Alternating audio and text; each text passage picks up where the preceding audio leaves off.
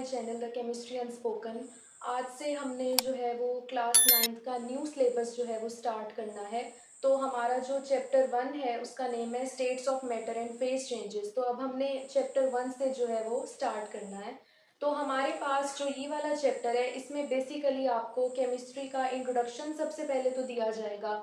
उसके बाद जो है वो डिफरेंट स्टेट्स ऑफ मैटर के बारे में बताया जाएगा कि डिफरेंट जो स्टेट्स ऑफ मैटर है वो किस तरह होती हैं, उनकी प्रॉपर्टीज़ क्या होती हैं, ठीक है। और फेज चेंजेस क्या होते हैं कि अगर एक स्टेट से हमने दूसरी स्टेट में जाना है तो हमें कौन कौन से उसमें चेंजेस करने पड़ेंगे, कौन कौन से प्रोसेसेस इन्वॉल्व होंगे, ठीक है। तो बेसिकली ये इंट्रोडक्शन जो है इंट्रोडक्शन में आ जाता है, ठीक है। तो इस चैप्टर में सबसे पहले हमारे पास ना इंट्रोडक्शन है केमिस्ट्री का और ब्रांचेस ऑफ केमिस्ट्री का, कि हमारे पास ना केमिस्ट्री क्या होती है और ब्रांचेस ऑफ केमिस्ट्री जो है वो क्या होती हैं, ठीक है। तो केमिस्ट्री बेसिकली हमारे पास क्या है कि अगर हमने किसी एक साइंस की ब्रांच को लिया है और हम उसमें क्या स्टडी कर रहे हैं, मैटर की प्रॉपर्टीज, उसकी कंपोजिशन, उसका स्ट्रक्चर, तो इसको कलेक्टिवली हम क्या कहते हैं, केमिस्ट्री कहते हैं, ठीक है।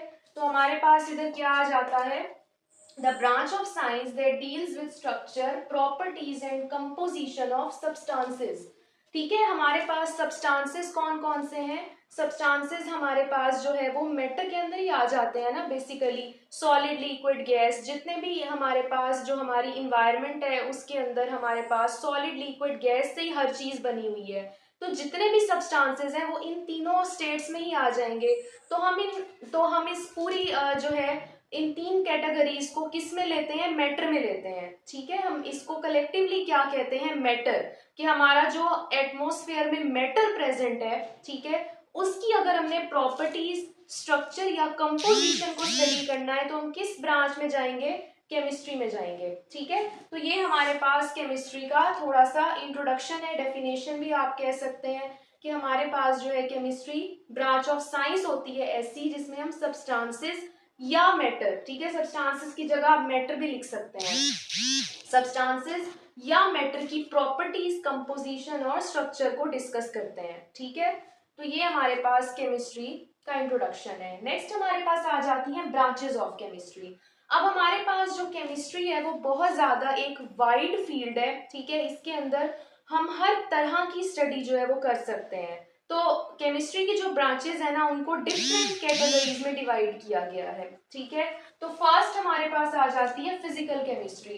फिजिकल केमिस्ट्री के नाम से ही आपको पता चल रहा होगा कि इसके अंदर हम फिजिकल चीजों को डिस्कस करेंगे, यानी इसके अंदर थोड़ी सी हमारे पास ना फिजिक्स भी इन्वॉल्व होगी, इसमें लॉज आएंगे, इसमें रूल्स आएंगे, इसमें थ्योरीज आएंगी, ठीक है। तो वो वाली केमिस्ट्री जिसके अंदर हम फिजिकल लॉज को डिस्कस करते हैं, जैसे हम केमिकल काइनेटिक्स की तरफ चले जाते हैं, हमें अगर रिएक्शन का रेट फाइंड आउट करना है तो हम फिजिकल केमिस्ट्री में से केमिकल एनर्जेटिक्स को उठाएंगे, केमिकल काइनेटिक्स को डिस्कस करेंगे, ठीक है। तो जो लॉज होते हैं केमिस्ट्री के वो ज्यादातर जो फिजिकल लॉज हैं जिनसे हमारे केमिकल रिएक्शंस जो हैं वो रन हो रहे हैं, उनको हम कहाँ स्टडी करते हैं, फिजिकल केमिस्ट्री में, ठीक है। सेकंड हमारे पास आ जाता है इनऑर्गेनिक केमिस्ट्री। इनऑर्गेनिक केमिस्ट्री जो होती है वो बेसिकली ऐसे एलिमेंट्स को स्टडी करती है जिसमें कार्बन नहीं होता, या आप कह सकते हैं कि सारे एलिमेंट्स को स्टडी करती है लेकिन कार्बन को स्टडी नहीं करती, या ऐसे कंपाउंड्स को ये वाली ब्रांच स्टडी करती है जिसके स्ट्रक्चर में कार्बन प्रेजेंट नहीं होता, ठीक है। तो कार्बन के अलावा जितने भी एलिमेंट्स हैं उनको हम किस में स्टडी करते हैं, इनऑर्गेनिक केमिस्ट्री में, ठीक है।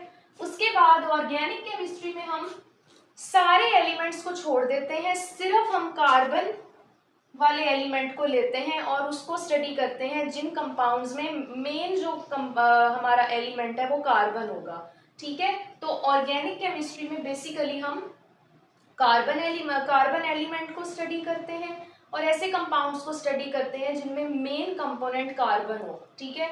और इनऑर्गेनिक केमिस्ट्री में कार्बन के अलावा जो एलिमेंट्स हैं पीरियोडिक टेबल के उनको स्टडी किया जाता है, ठीक है।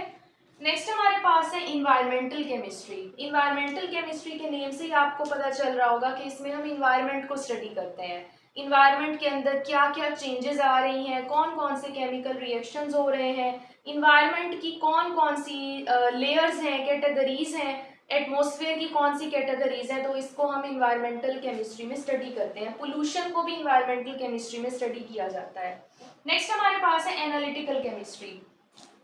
एनालिटिकल केमिस्ट्री में हम क्या करते हैं, हम जो कंपाउंड्स हैं हम उनको सिंथेसाइज करने के तरीके सीखते हैं कि हमारे पास जो एनालिसिस है वो कैसे हो सकता है, कंपाउंड्स का सिंथेसिस कैसे हो सकता है। यानी अगर हमने एक कंपाउंड को बनाया है तो हमने उसका एनालिसिस करना है कि उसका स्ट्रक्चर किस तरह का है, उसके अंदर बॉन्डिंग किस तरह की है, उसके अंदर फंक्शनल ग्रुप्स कौन कौन से होंगे, तो हम उसको एनालिटिकल केमिस्ट्री में स्टडी करते हैं। बेसिकली एनालिटिकल केमिस्ट्री क्या होती है, लैब वर्क। कि लैब वर्क जितना भी आएगा ना वो हम एनालिटिकल केमिस्ट्री में स्टडी करेंगे। या इंडस्ट्रियल लेवल पे अगर हम बात करें तो इंडस्ट्रियल लेवल जो है वो बेसिकली कौन सी ब्रांच है केमिस्ट्री की, एनालिटिकल केमिस्ट्री है। ठीक है, नेक्स्ट हमारे पास आ जाती है बायोकेमिस्ट्री। बायोकेमिस्ट्री के नेम से ही आपको पता चल रहा है बायोकेमिस्ट्री, यानी इसके अंदर थोड़ी सी बायो इन्वॉल्व होगी, यानी इसके अंदर हम बायो मॉलिक्यूल्स को स्टडी करेंगे। जैसे कार्बोहाइड्रेट्स हैं, प्रोटीन्स हैं, लिपिड्स हैं, इनका स्ट्रक्चर क्या है, इनकी कंपोजिशन क्या है, प्रॉपर्टीज क्या है, ये किस लिए यूज होते हैं। ठीक है, तो इनको हम बायोकेमिस्ट्री में स्टडी करेंगे। ठीक है, ऐसे मॉलिक्यूल्स या कंपाउंड्स जो ह्यूमन बॉडी में इस्तेमाल होते हैं उन्हें हम बायोकेमिस्ट्री में स्टडी करते हैं कि इनकी केमिस्ट्री क्या है, इनके रिएक्शंस क्या है, प्रॉपर्टीज क्या है, स्ट्रक्चर क्या है इनका। ठीक है, नेक्स्ट हमारे पास है न्यूक्लियर केमिस्ट्री। न्यूक्लियर केमिस्ट्री के अंदर हम न्यूक्लियर रिएक्शंस को स्टडी करते हैं, या ऐसे रिएक्शंस को स्टडी करते हैं जो न्यूक्लियस के अंदर होते हैं। जैसे फिजन रिएक्शन है, फ्यूजन रिएक्शन है, एटम बॉम्ब जो है वो किस तरह प्रोड्यूस होता है। ठीक है, तो इस चीज को हम किस में स्टडी करते हैं, न्यूक्लियर केमिस्ट्री में। ठीक है, या ऐसे कम एलिमेंट्स को स्टडी करते हैं जो न्यूक्लियर केमिस्ट्री में यूज होते हैं। जैसे यूरेनियम है, रेडियो एक्टिव जो एलिमेंट्स है ना उनको हम न्यूक्लियर केमिस्ट्री में स्टडी करते हैं। ठीक है, नेक्स्ट हमारे पास आ जाती है पॉलीमर केमिस्ट्री। पॉलीमर केमिस्ट्री क्या होती है, जिसमें हम पॉलीमर्स को स्टडी करते हैं। ठीक है, पॉलीमर्स बेसिकली क्या होते हैं, छोटे छोटे अगर हम यूनिट्स को आपस में कंबाइन करके एक बहुत बड़ा मॉलिक्यूल बना लें उसको क्या कहते हैं, पॉलीमर। ठीक है, जैसे आपको मैं एग्जांपल दूं प्लास्टिक की, प्लास्टिक क्या है, पॉलीमर है। उसी तरह पॉलीथीन जो है, पॉलीथीन शीट्स जो होती हैं, या पॉलीथीन हमारे पास बहुत सारी जगहों पे आपने नाम सुना होगा। तो पॉलीथीन क्या है, बेसिकली वो एक पॉलीमर है। ठीक है, जो इथीन मॉलिक्यूल्स को जोड़ जोड़ के बनाया गया है।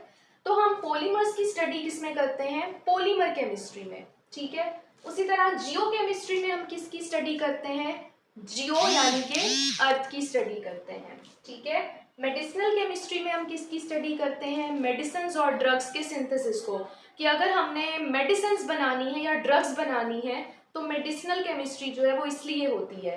तो फार्माक्यूटिकल कंपनीज जितनी भी हैं वो किसको प्रेफर करती हैं, मेडिसिनल केमिस्ट्री की टेक्निक्स को प्रेफर करती हैं सिंथेसिस करने के लिए मेडिसिन्स और ड्रग्स का। नेक्स्ट हमारे पास है एस्ट्रोकेमिस्ट्री। एस्ट्रोकेमिस्ट्री होती है रिलेटेड स्पेस से। तो स्पेस के अंदर जितने भी केमिकल रिएक्शंस हो रहे हैं, मॉलिक्यूल्स कौन कौन से हैं स्पेस में, कौन कौन सी गैसेस इन्वॉल्व हैं, वो सारी चीजें हम किस में स्टडी करते हैं, एस्ट्रोकेमिस्ट्री में। ठीक है, तो ये आपके पास ब्रांचेस आ गई केमिस्ट्री की। ठीक है, तो हमारे पास केमिस्ट्री की ये ब्रांचेस होती हैं। ठीक है, नेक्स्ट हमारे पास आ जाते हैं स्टेट्स ऑफ मैटर। अब हमारे पास ना 4 तरह के स्टेट्स ऑफ मैटर होते हैं, सॉलिड, लिक्विड, गैस और प्लाज्मा। ठीक है, प्लाज्मा को हम जो है वो इतना ज़्यादा डिटेल में डिस्कस नहीं करते क्योंकि प्लाज्मा जो है वो हायर लेवल की स्टेट आ जाती है। हम 3 स्टेट्स को बेसिकली डिस्कस करते हैं जो सॉलिड, लिक्विड और गैसेस हैं, क्योंकि प्लाज्मा हाई लेवल की स्टेट है। ठीक है, और वो बहुत ज़्यादा जो है वो इन्वॉल्व नहीं है हमारे एटमॉस्फेयर में। जो हमारे एटमॉस्फेयर में इन्वॉल्व है 3 स्टेट्स, वो सॉलिड है, लिक्विड है और गैस है। प्लाज्मा जो है वो ज़्यादातर स्पेस में पाया जाता है, या अगर हम उसको अर्थ के ऊपर हम देखें तो डेली लाइफ में प्लाज्मा जो है वो ट्यूब लाइट्स में होता है। ठीक है, जो बल्ब्स होते हैं उनमें यूज़ होता है, वेल्डिंग के अंदर प्लाज्मा यूज़ होता है। ठीक है, तो उसका जो यानी वाइड वैरायटी नहीं है प्लाज्मा की। ज़्यादातर जो मैटर है हमारे पास वो इन 3 कैटेगरीज में कंपोज हुआ है, सॉलिड, लिक्विड और गैस में। ठीक है, तो अब आपकी बुक में ना इनकी प्रॉपर्टीज जो है वो डिस्कस हुई है। तो मैंने इनको टेबल फॉर्म में लिख दिया। तो हमारे पास जो सॉलिड्स हैं वो क्या होते हैं, उनमें मॉलिक्यूल्स क्लोजली पैक्ड होते हैं, ठीक है। लिक्विड्स में मॉलिक्यूल मीडियम स्पेसेस, उनमें थोड़ी थोड़ी स्पेसेस जो है वो होती हैं। आपको स्क्रीन के ऊपर एक फिगर भी शो हो रही होगी सॉलिड, लिक्विड और गैस की, ठीक है। और आपकी बुक में भी जो है वो बहुत अच्छी फिगर बनी हुई है कि हमारे पास जो सॉलिड होता है उसमें मॉलिक्यूल आपस में क्लोजली पैक्ड होते हैं, उनमें स्पेसेस नहीं होती। लिक्विड्स में स्पेसेस होती हैं लेकिन मीडियम, यानी ना इतनी ज्यादा ना इतनी कम। और गैसेस में जो है वो लार्ज स्पेसेस होती हैं कि एक अगर मॉलिक्यूल एक कॉर्नर पे है तो दूसरा दूसरे कॉर्नर पे होगा, ठीक है। बहुत ज्यादा स्पेसेस होती हैं, ठीक है। तो ये तो हो गया इनका स्ट्रक्चर। सेकंड हमारे पास आ जाता है मूवमेंट, कि हमारे पास जो मॉलिक्यूल्स हैं वो मूव कर सकते हैं या नहीं। तो सॉलिड के अंदर तो मॉलिक्यूल क्लोजली पैक्ड है, फिक्स्ड पोजीशन है, ठीक है।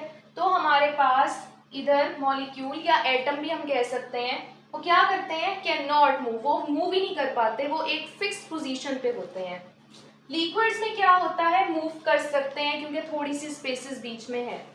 उसी तरह गैसेस के अंदर तो लार्ज स्पेसेस हैं तो बहुत ज्यादा फ्रीली मूव कर सकते हैं मॉलिक्यूल या एटम्स, ठीक है।